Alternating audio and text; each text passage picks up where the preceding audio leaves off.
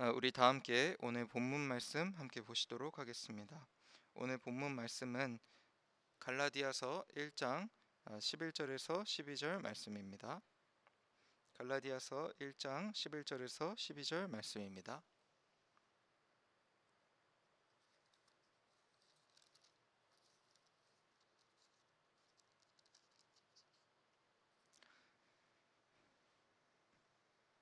네, 오늘 본문 말씀은 사실은 11절부터 24절까지인데 너무 길기 때문에 11절부터 12절 제가 읽도록 하겠습니다. 형제들아, 내가 너희에게 알게 하노니 내가 전한 복음은 사람의 뜻을 따라 된 것이 아니니라. 이는 내가 사람에게서 받은 것도 아니요 배운 것도 아니요 오직 예수 그리스도의 계시로 말미암은 것이라. 아멘. 네, 할렐루야. 주일 예배에 나오신 여러분 환영합니다. 오늘 말씀은 바울이 계속해서 갈라디아 교인들에게 복음에 대해서 이야기를 하고 있습니다. 자신이 받아들인 복음, 그리고 그 복음이 너희들에게 어떻게 적용되어야 되는지가 갈라디아서 전체를 통틀어서 나타나고 있는데, 오늘 나타나는 내용은 무엇인가? 제가 이전에 말씀드렸듯이 갈라디아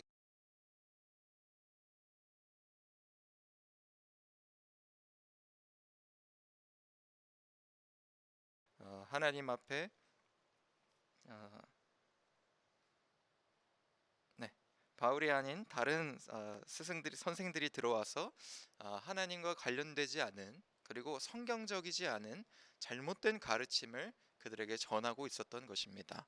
오늘 말씀을 읽으면서 사실은 갈라디아서의 본론은 6장 1절부터 1장 6절부터 시작된다고 우리가 볼 수 있겠습니다. 다른 복음은 없다라는 문단으로 시작하면서 너희들이 다른 복음을 받아들인 것을 내가 참 이상하게 여긴다 하고 본론을 시작하고 있습니다. 그렇지만 갈라디아 교인들이 도대체 뭐 때문에, 그리고 어떤 다른 복음을 받아들였는지는 바로 오늘 말씀부터 우리가 제대로 알 수 있겠습니다. 오늘 말씀은 바울이 자신이 어떻게 사도가 되었는지에 대해서 갈라디아 교인들에게 말하고 있습니다. 자신이 어떻게 사도가 되었는지 갈라디아 교인들에게 말하고 있는 이유가 무엇인가? 갈라디아 교인들이 그 앞에 먼저 바울에게 편지를 보낼 때 그들이 바울이 어떻게 사도가 되었는지를 궁금해했고, 또 바울이 사도가 진짜 맞는지에 대해서 의심했기 때문입니다. 아마도 갈라디아 교회에 들어왔던 그 거짓 선생님들이 바울에 대해서 비난을 한 것이 아닐까 우리는 추측해 볼 수 있겠습니다. 그래서 바울이 자신을 변호하는 내용을 보면 갈라디아 교회가 어떤 잘못된 내용을 받아들였는지를 좀 더 자세하게 알 수 있는데요. 11절과 12절을 보면은 내가 전한 복음은 사람의 뜻을 따라 된 것이 아니니라. 내가 사람에게서 받은 것도 아니요 배운 것도 아니요 오직 예수 그리스도의 계시로 말미암은 것이다 하고 이야기하고 있는데요. 여기서 알 수 있는 것이 아마도 갈라디아 교회의 그 선생님들과 또 교인들은 바울이 가르치는 것이 결국에는 베드로나 또 예수님을 직접 만났던 그 열두 제자들의 가르침을 바울이 받아서 그들에게 전한 것 아니냐 하는 그런 변론을 한 것입니다. 그래서 그 거짓 선생들이 우리도 베드로에게 배웠다. 우리도 그 제자들에게 배웠기 때문에 우리도 잘못된 것이 아니다. 우리도 그들에게 배웠고 우리 나름대로 우리의 가르침을 펼쳐 나가는 것이기 때문에 우리도 바울과 똑같다라고 이야기를 했을 때 바울이 이야기하기를 나는 사람에게 배운 것이 아니라 예수 그리스도의 계시만을 너에게 전하는 것이다 하고 이야기하고 있습니다. 또 13절, 14절에서는 내가 이전에 유대교에 있을 때 하고 말을 시작하고 있습니다. 바울이 자신이 과거에 유대교에 있으면서 정말 열심히 율법과 전통을 지켜왔고 또 예수님을 믿는 사람들을 증오했던 삶에 대해서 이야기를 하고 있습니다. 왜 이런 이야기를 하는가? 아마도 갈라디아 교회에 있던 잘못된 가르침 중에는 교회의 전통과 또 율법을 지켜야 한다는 그런 주장이 있었기 때문입니다. 그래서 바울이 반론하기를 내가 옛날에 예수님을 믿기 전에 정말 열심히 전통을 지키고 율법을 지켰는데 그것으로 내가 구원을 받은 것이 아니라 어머니의 모태에서부터 어머니가 나를 낳기 전부터 나를 계획하신 하나님께서 나를 선택하시기를 기뻐하셔서 나를 건져내 주시고 나를 구원해 주셨기 때문에 내가 변화된 것이다 하는 이야기를 하고 있습니다. 그 다음에 계속해서 내가 제자들에게 배운 것이 아니라 나름대로 바울이 자기 자신의 사역을 하는 경로를 이제 그들에게 보여주면서 내가 바로 제자들한테 가서 배운 것도 아니요, 하나님의 계시를 받아서 사역을 하다가 제자들 앞에 그것을 나눴더니 그들도 하나님 앞에 기뻐하더라, 이런 이야기를 하면서 스스로를 변호하고 또 자신이 받아들인 복음은 너희가 지금 받아들이려고 하는 복음과는 다른 것이다 하는 것을 갈라디아 교인들에게 보여주고 있는 것입니다. 그런데 그들이 받아들이게 되는 잘못된 복음과 갈라디아 교인들이 받아들이게 되는 잘못된 복음과 또 이 바울이 받아들이게 되는 이 진짜 복음, 이 진짜 복음 사이에 어떤 차이가 있을까요? 오늘 말씀에서만 본다면 물론 우리가 갈라디아서 전체를 보면서 다른 복음은 정말 우리의 진짜 복음은 그들이 받아들인 다른 복음과 어떻게 다른지를 계속해서 봐 나갈 텐데요. 어, 바울이 받아들인 복음은 어떤 복음이었는가? 그 바울의 삶을 완전히 변화시키는 복음이었습니다. 제가 이전에 갈라디아서를 시작할 때 말씀드린 적이 있었는데요. 복음은 우리 신앙의 단순히 시작이 아니라고 말씀드렸습니다. 복음은 우리 신앙의 전체를 통틀는 것이다. 복음은 우리 신앙의 전체를 아우르는 것이라고 제가 말씀을 드렸습니다. 그런데 우리가 왜 자꾸만 복음을 단지 신앙의 시작, 기초로만 생각하는가? 왜냐하면 우리가 복음을 우리 삶의 변화로 이끌어오지 않기 때문입니다. 제가 훈련소에 가서 용사들에게 우리 기독교에 대해서 설명하고 자랑할 때, 기독교가 다른 종교와 다른 점에 대해서 설명할 때 무엇을 소개하는가? 바로 기독교는 우리가 노력할 필요가 없다는 것입니다. 하나님께서 우리를 온전히 선택해 주셨고 주님께서 우리를 이끌어 주셨기 때문에 우리가 노력해서 얻어내는 종교가 아니라는 것입니다. 우리가 기도하기 때문에 우리의 믿음이 깊어지는 것이 아니라 하나님께서 우리에게 기도하는 마음을 주시기 때문에 우리의 믿음이 깊어지는 거라고 우리가 엄연히 말할 수 있겠습니다. 그런데 그러한 신앙 속에서 우리가 복음을 받아들이는 모습을 보았을 때 우리에게 느껴지는 것이 무엇이냐?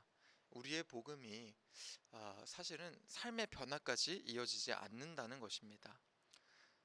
많은 사람들이, 제가 용사들한테 자주 설명하는 내용, 믿는 사람들은 착한 사람들이 아니라는 소개를 자주 하곤 합니다.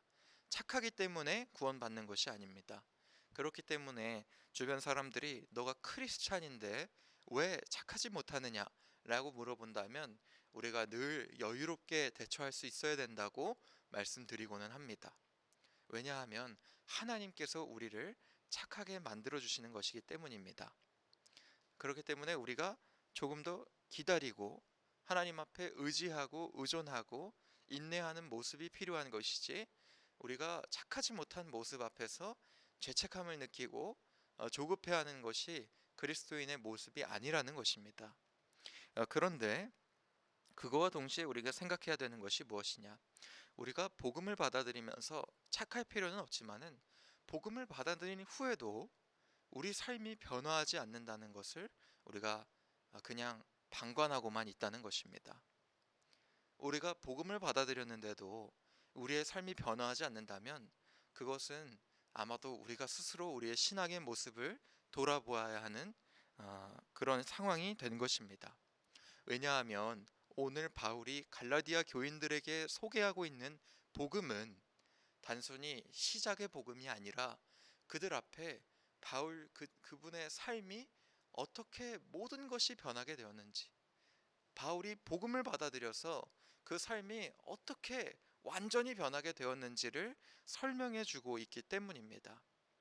그래서 만약에 우리가 복음을 알고 있고 복음을 받아들였다고 하나님 앞에 고백하는데도 내 삶은 복음과 동떨어지게 살아가고 있다면은 오늘 말씀을 우리가 주목해야 합니다. 도대체 무엇 때문에 우리는 복음을 우리 삶으로 연결하지 못하는 것일까요? 우리가 복음을 단지 일요일 날 교회에 나오는 것, 그리고 우리가 복음을 우리 마음속에 단순히 양심 정도로만 가지고 있다면 그것은 우리가 완전히 복음의 가치를 모르는 것이라고 할 수 있겠습니다. 내 마음속에 하나님이 이러지 말라고 하셨는데 하고 생각하시면서 그렇게만 복음을 가지고 있다면은 내가 단순히 마음속에 조그만 양심으로 조그만 걸림돌로만 복음을 가지고 있다면은 내 삶을 완전히 변화시키는 전인격적인 복음을 우리가 받아들일 필요가 있습니다. 오늘 바울이 하나님 앞에 고백하고 있는 복음의 모습을 우리가 함께 돌아보기를 원하는데요. 첫 번째로는 바울의 복음은 하나님의 계획을 인정하는 복음입니다. 하나님의 계획을 인정하는 복음. 15절에 보니까 그러나 내 어머니의 태로부터 나를 택정하시고 그의 은혜로 나를 부르시니가 하고 이야기하고 있습니다. 바울은 그 앞에서 자신의 노력에 대해 이야기했어요. 내가 유대교인으로서 나보다 나이가 더 많은 사람들보다 내가 열심히 많았고 더 전통과 율법을 지켜왔었다라고 이야기하고 있습니다. 그리고는 하나님의 교회를 심히 박해했었다라고 이야기하고 있어요. 바울은 이전의 삶에서 복음을 받아들이기 전의 삶에서 자신의 노력과 또 전통 같은 것을 꾸준히 지켜오면서 하나님 앞에 자신의 기준치를 인정받으려는 삶을 살고 있었습니다. 또한 남들을 죽이고 또 사람을 미워하는 삶을 살고 있었어요. 그런데 그 삶 앞에서 그가 첫 번째로 복음을 받아들이면서 인정한 것이 무엇이냐면 내 어머니의 태로부터 나를 택정하신 하나님입니다. 이 말은 쉬운 말로 하면 내가 태어나기 전부터, 내가 만들어지기 전부터 하나님께서 나를 계획하셨다 하는 것을, 하나님께서 나를 계획하시고 나를 인도하셨다 하는 것을 바울이 인정하고 있다는 것입니다. 그런 인정함 속에서 바울의 삶이 무엇이 변화되는가? 첫 번째로는 바울이 죄책감으로부터 자유해진다는 것을 알 수 있습니다. 바울이 사람을 죽이고 증오하고 미워했던 그 삶 속에서 내가 죄인 중에 괴수라고 고백하거든요. 내가 정말로 하나님 앞에서 고개를 들 수 없는 죄인이다 하는 것을 인정합니다. 그리고는 그가 진짜로 예수님을 만나게 되었을 때 한동안 눈이 멀게 되잖아요. 그런 모습들을 우리가 보면서 알 수 있는 것이 무엇이냐면 바울이 그런 죄악 속에서 마치 눈이 먼 것과 같은 삶을 살아왔다는 것을 우리가 알 수 있어요. 근데 그런 죄책감과 또 눈이 먼 것과 같은 하나님을 오해하는 삶 속에서 그가 무엇을 인정하였는가? 하나님의 계획을 인정하게 된 것입니다. 그것은 하나님의 계획을 인정한 것은 죄책감을 자유하게 하는 것이죠. 바울이 자신이 죄인 중에 괴수라고 이야기하지만 더 이상 죄악 때문에 내가 정말로 악하고 추악하고 누구도 나를 구제할 수 없는 악함 속에 있었지만은 그것은 결국엔 나의 죄책감으로 이어지는 것이 아니라 나를 구원해 주신 그 은혜의 기쁨으로 이어지는 것이다. 그 참된 자유함으로 이어지는 것이다. 죄악이 있는 곳에 은혜가 있다고 로마서에서 바울이 고백하고 있거든요. 나는 주님 앞에 죄인이지만 죄책감으로 둘러싸여서 넘어지는 것이 아니라 하나님 앞에 내가 용서받은 기쁨을 누리게 된다라고 바울이 고백하고 있는 것입니다. 그리고 바울이 하나님의 계획을 인정하게 될 때 바울이 무엇을 보게 되었는가? 나의 노력으로 구원받지 않는 자신의 삶을 마주하게 되는 거예요. 바울이 내가 지나치게 믿어 조상의 전통에 대하여 더욱 열심히 있었다고 이야기했습니다. 그래서 자신은 율법에 나온 기준치를 맞추기 위해서 열심히 노력하는 사람이었는데 이제는 그것을 내려놓고 주님의 계획이 있음을 인정했다는 것입니다. 구원은 나의 노력으로 되는 것이 아니라 하나님께서 나를 선택하셨고 나에게 계획이 있으셨기 때문에 나를 세워주셨구나 하는 것을 알게 된다는 것입니다. 그래서 여러분, 내가 복음을 알고 있고 복음을 받아들였는데도 왜 복음이 내 삶의 그렇게 작은 부분으로만 존재하는가? 그것이 고민되신다면 첫 번째로 여러분이 인정해야 하는 것이 무엇이냐면 내 삶은 하나님의 계획에 의해서 흘러간다는 것을 여러분 인정하시기 바랍니다. 그리고 복음과 관련해서 생각했을 때 내 삶이 하나님의 계획에 의해서 흘러가므로 내가 예수 그리스도를 믿게 된 것은 하나님께서 나를 선택하셨기 때문이다. 주님께서 나를 계획하셨고 나를 택정하셔서 나를 이 자리에 있게 하셨기 때문이다 하는 것을 여러분 인정하셔야 됩니다. 도대체 복음, 하나님의 계획을 인정하는 것이 나의 삶의 변화와 무슨 관련이 있겠습니까? 그래, 바울이 그렇게 사는 것은 우리가 다 인정할 수 있습니다. 바울이 그렇게 말했기 때문에. 근데 우리가 하나님의 계획을 인정한다고 해서 우리의 삶은 어떻게 변하게 되겠어요? 여러분, 우리 한국 기독교인들은 자주 하는 실수가 있는데요. 그것이 무엇이냐면 우리의 신앙을 한국적으로 생각한다는 것입니다. 우리가 한국에서 살면서 가장 많이 하는 것이 무엇이냐? 바로 시험을 치는 것입니다. 중고등학생들은 1년에 최소한 4번 시험을 치고 한 달에 한 번은 시험 치고 그리고 교육을 하는 것도 시험에 나온다 하고 교육을 하게 되죠. 그것의 문제점이 무엇이냐면은 교육 자체의 문제는 없지만은 우리가 무언가를 성취한다는 단어를 쓸 때 어떤 성취도에 대해서 평가를 할 때 어떤 기준치까지 이르는 지점을 우리가 표현한다는 것입니다. 그것을 똑같이 우리의 신앙에 적용하고는 해요. 우리가 예수님을 믿고 구원을 받을 때 우리는 어떻게 생각하는가? 우리가 어느 정도 기도하고 어느 정도 말씀을 알고 어느 정도 묵상을 해야지, 이 정도 기준치에 올라야지 우리가 구원을 받을 수 있다고 생각하는 것입니다. 그렇게 되면서 우리의 신앙생활을 해나가요. 그러면서 어쩌면 겉으로 보기에는 잘 해나갈 수도 있습니다. 기도하고 말씀 읽고 묵상하고 나 하나님 앞에 내가 인정받겠다, 내가 구원받을 만한 사람이다 하면서 나의 기준치를 쌓아갈 수 있습니다. 그것이 뭐가 문제가 되는가? 여러분, 그런 신앙생활은 사실은 하나님을 위한 것이 아닙니다. 그런 신앙생활은 자기 자신을 위한 것이에요. 내 자신이 하나님께 인정받으려고 끊임없이 노력하면서 사는 삶은 주님이 원하시는 삶이 아닙니다. 만약에 여러분의 부모님이 그리고 여러분의 자녀가 부모에게 인정받으려고 그 삶을 끊임없이 살아간다고 생각해 보세요. 자녀들은 부모에게 인정받으려고 산다. 이것이 자녀들이 겉으로 보기에는 시험도 잘 치고 공부도 열심히 하고 잘하는 것처럼 보일 수 있어요.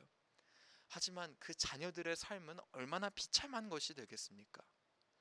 자녀들의 삶이 언제 풍요로워지고 언제 아름다워지죠? 부모님이 자녀들이 어떤 상황에 있든지 위로해주고 보듬해주고 사랑해줄 때, 그들을 아껴줄 때 그들의 삶은 더 풍성해집니다. 우리가 예를 들어서 야구 코치가 있다고 생각을 해보세요. 야구 코치가 있고 그리고 그 야구 코치의 아들이 선수로 뛰고 있습니다.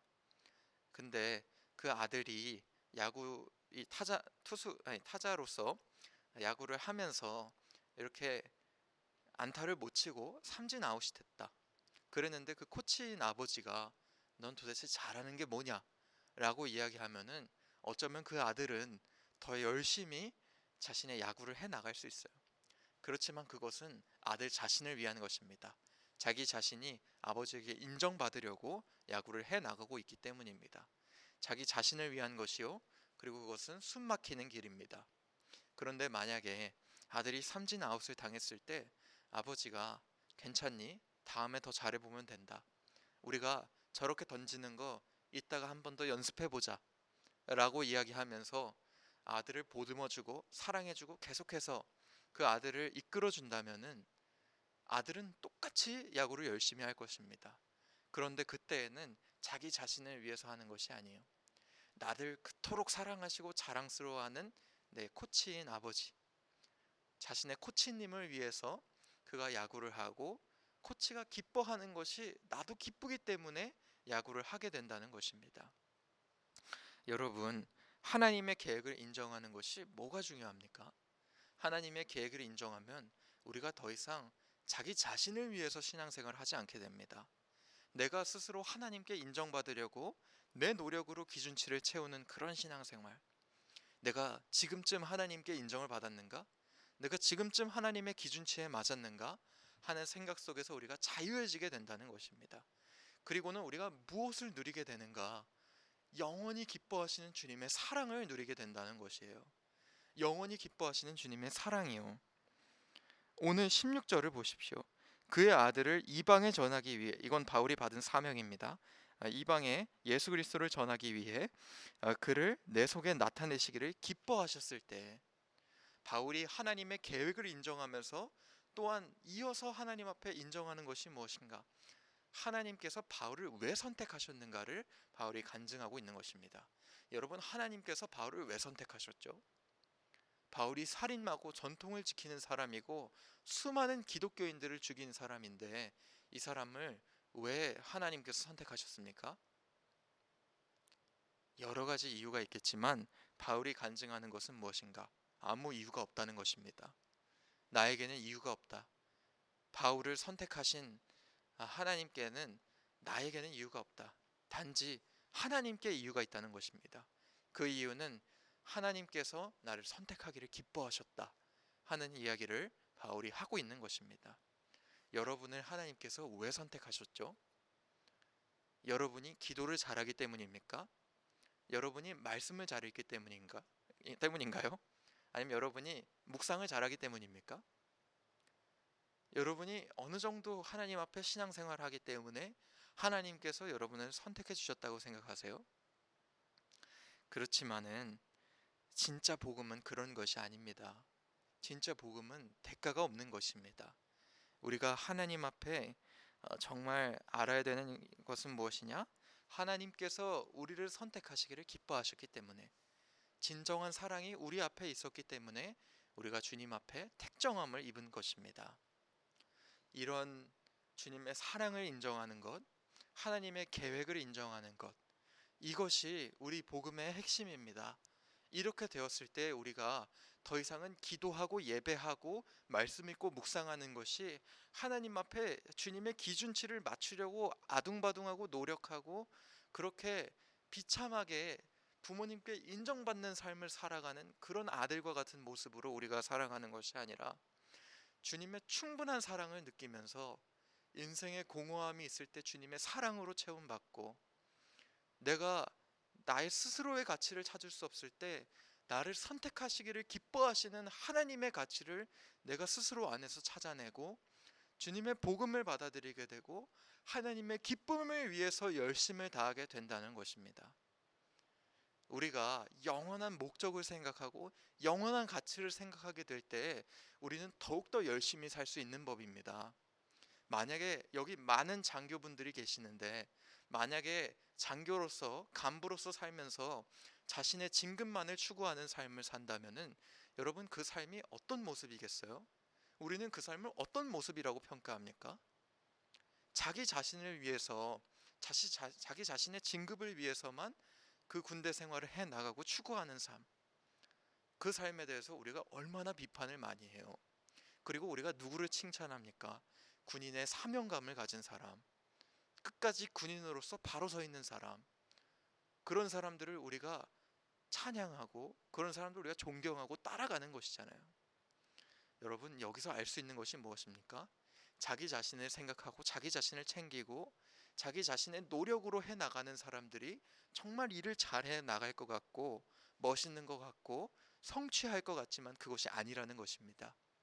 오히려 궁극적인 목표를 가진 사람들, 자신의 사명감을 가진 사람들이 일을 끝까지 열심히 해 나가는 것이에요.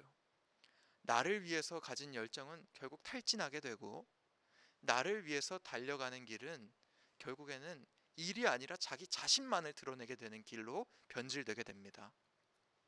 그렇지만은 우리가 나를 불러주신 하나님, 나의 하나님의 계획 안에 있는 나를 인정하고 나를 불러주시고 나를 선택하셔서 기뻐하신 하나님, 그 하나님을 위해서 내가 이제는 산다, 그렇게 결심하게 되는 순간에 우리의 삶은 완전히 변화되게 되는 것입니다.